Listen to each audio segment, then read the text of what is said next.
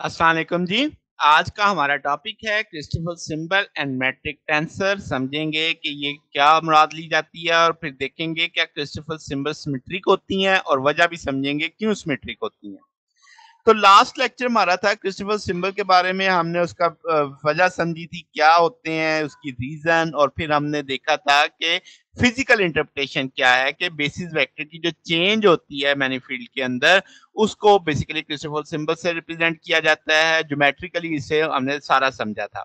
तो आज का लेक्चर भी हमारे पास क्रिस्टोफर सिंबल के बारे में, मगर हम आज उसे मैथमेटिकली समझने वाले हैं, यानी एक और तरीके से मैथमेटिकली रिप्रेजेंट करेंगे। तो मैट्रिक्स टेंसर का सहारा लेंगे। मैट्रिक्स टेंसर बुनियादी तौर पे क्या करता है, डिफरेंट ज्योमेट्रिक जो कंसेप्ट होते हैं डिफरेंट आर्बिट्रेरी कोऑर्डिनेट सिस्टम के अंदर लेंथ, वॉल्यूम और जो डॉट प्रोडक्ट वगैरह होती है उसको डिफाइन करवाता है मैट्रिक टेंसर की मदद से। तो ये एक बुनियादी चीज है जो ज्योमेट्री डिस्क्राइब करता है रेमन मैनीफोल्ड के अंदर कह लें। तो क्रिस्टोफर सिंबल्स हमने बेसिस वेक्टर की टर्म में लास्ट लेक्चर में पढ़ा था, जिसमें हमने पढ़ा था गैमा लैम्डा म्यू वी है, ई लैम्डा आ जाएगा आपके पास, पार्शियल ई म्यू है, पार्शियल एक्स वी आ जाएगा आपके पास। तो डॉट प्रोडक्ट ले लेते हैं बेसिस वेक्टर की तरफ, दोनों तरफ हमने डॉट उठा लिया है। अब ये जो ई लैम्डा डॉट ई रो आप देख रहे हैं, तो हमने इसे जी आपके पास लैम्डा रो के बराबर लिख दिया, तो ये आपके पास आ गया। अब ये आपके पास वेरिएंट फॉर्म में है, दूसरी तरफ ले लेंगे तो कंट्रा वेरिएंट फॉर्म में आ जाएगा।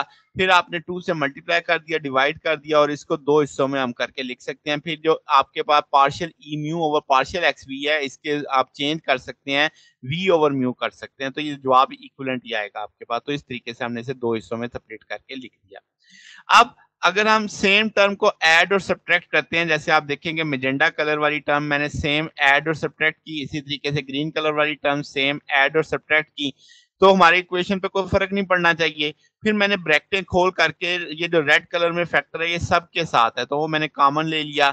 जो मेजेंडा टर्म्स है मैंने हाईलाइट की, ये आइडेंटिकल हैं। ग्रीन टर्म्स मैंने हाईलाइट की कि वो आइडेंटिकल हैं, और ये रेड वाली टर्म्स हाईलाइट की कि वो आपके पास सेम है। तो अब आप मेजेंडा वाली इकट्ठी कर लें, ग्रीन वाली इकट्ठी कर लें, ब्लैक वाली इकट्ठी कर लें। अब आपके पास क्या है जनाब, यहाँ से आप देख सकते हैं कि एक तरह से डॉट प्रोडक्ट रूल लगा हुआ है, इस पे भी प्रोडक्ट रूल लगा हुआ है, यहाँ पे भी प्रोडक्ट रूल लगा हुआ है। तो इसे तरतीब देके थोड़ा सा लिख लेते हैं। तो ये प्रोडक्ट रूल किस किस पे लगा हुआ है, वी के लिहाज से आप डिफरेंशियल कर रहे हैं, ई लैम्डा और ई म्यू है। यहाँ पे ई वी और आपके पास यानी नेगेटिव वाला, तो नेगेटिव वाला मैंने बाद में कर दिया, ई म्यू ई वी है, और यहाँ पे ई वी और लैम्डा है। फिर आप इस सारे को जाहिर है ई लैम्डा ई म्यू हम शुरू में भी करके आए हैं, इसे जी लैम्डा म्यू लिख सकते हैं, इसे जी वी लैम्डा लिख सकते हैं, इसे जी म्यू वी लिख सकते हैं। तो अब आपके पास इसको शॉर्ट टर्म में हम इस तरीके से लिख सकते हैं कि भाई लैम्डा वी के लिहाज से आपने डिफरेंशिएशन की तो जी लैम्डा म्यू आ गया। फिर इस तौर पे ये जो आप टर्म देख रहे हैं ये एक तरह से रिप्रेजेंटेशन है क्रिस्टोफर सिंबल की। अब आप कह सकते हैं कि एक मैट्रिक टेंसर आपने मालूम कर लिया, तो आप इसे किसी भी कोऑर्डिनेट के सिस्टम के लिए कर सकते हैं। जो जनरल टूल आपके पास आ गया, आप लिख सकते हैं गैमा बीटा म्यू वी है, और आपके पार्शियल एक्स बीटा है, पार्शियल क्यू अल्फा आ जाएगा, यानी अल्फा इस कोई भी आप किसी के लिहाज से भी कर सकते हैं, सेकंड ऑर्डर डिफरेंशियल क्यू का, और पार्शियल एक्स म्यू और पार्शियल एक्स वी लिख सकते हैं, यानी एक जनरल टूल आ गया आपके पास। इसके लिहाज से आप इसे किसी भी कोऑर्डिनेट के लिए सॉल्व कर सकते हैं। अब सवाल है क्या क्रिस्टोफर सिंबल सिमेट्रिक हैं, अगर हैं तो क्यों है। तो हम कहते हैं कि ये सिमेट्रिक होती हैं लोअर इंडिसेस में। जैसे आप ये नीचे देख रहे हैं ना, म्यू वी वी म्यू, हमने इसका ऑर्डर इंडिसेस चेंज कर दिए हैं, तो मैंने इक्वल का साइन डाला है।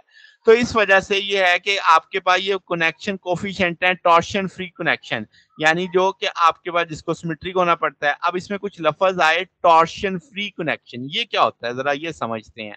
तो टॉर्शन फ्री रिक्वायरमेंट का मतलब होता है कि टॉर्शन इटसेल्फ, यानी जो रोटेशन होती है आपके पास, वो हम देखते हैं किसके डिफरेंशियल ज्योमेट्री के लिहाज से। तो आपके पास अगर किसी मैनीफील्ड में टॉर्शन है, तो हम कहेंगे कि उसका जो फ्रेम है वो एक ट्विस्ट यानी एक्सपीरियंस करेगा जब वो मूव कर रहा होगा किसी जियोडिस्क पे इन मैनीफील्ड। आप इसको एक मिसाल से समझें, जैसे आपको एक यहाँ पे दिखाया जा रहा है कि एक टॉर्शन आ रही है। अब जो टॉर्क लग रहा है फोर्स, जिसे हमने नाम दिया है टॉर्शन का, इस फ्रेम के अंदर वो आप देख रहे हैं स्पिन कर रही है ऑब्जेक्ट, तो इसकी जो डायरेक्शन है अलोंग है किसके, जियोडिस्क के। यहाँ पे जियोडिस्क मैंने स्टेट जाहिर किया, वो जरूरी नहीं कि स्टेट हो, तो आपको जस्ट आपको कंसेप्ट बताना है, वो किसी भी कर्व के हो सकता है।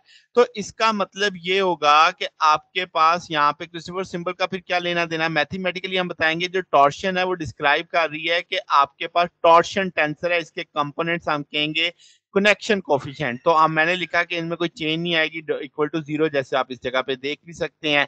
तो आपने ये दोनों बराबर कर दिए, तो इसका मतलब हम ये अज़्यूम करेंगे टॉर्शन 0 है। तो जो कनेक्शन कोएफिशिएंट है वो भी आपके सिमेट्रिक होने चाहिए, तभी तो वो इक्विवेलेंट होंगे, तभी तो एक-दूसरे के फेट को खत्म करके 0 करेंगे। तो फिज़िकली आप कह सकते हैं कि जो असम्पशन है 0 टेंशन का वो हमें ये भी बताता है, यानी एक तरह से एक्सपेरिमेंट एविडेंस है कि जो स्पेस टाइम है, जो ग्रेविटी है, ये नॉन ज़ीरो टॉर्शन है। ठीक हो गया ना आप? तो ये हमारे पास आज का टॉपिक था। अगर आपको इसमें कोई बात पूछनी हो, डाउट हो तो नीचे कमेंट्स में पूछ सकते हैं। वीडियो अच्छी लगी हो तो वीडियो को लाइक कीजिएगा, दोस्तों के साथ शेयर कीजिएगा, चैनल को सब्सक्राइब कर दीजिएगा। अब तक के लिए इतना ही, बाकी इंशाल्लाह फिर नेक्स्ट देखेंगे। ओके, अल्लाह हाफ़िज़।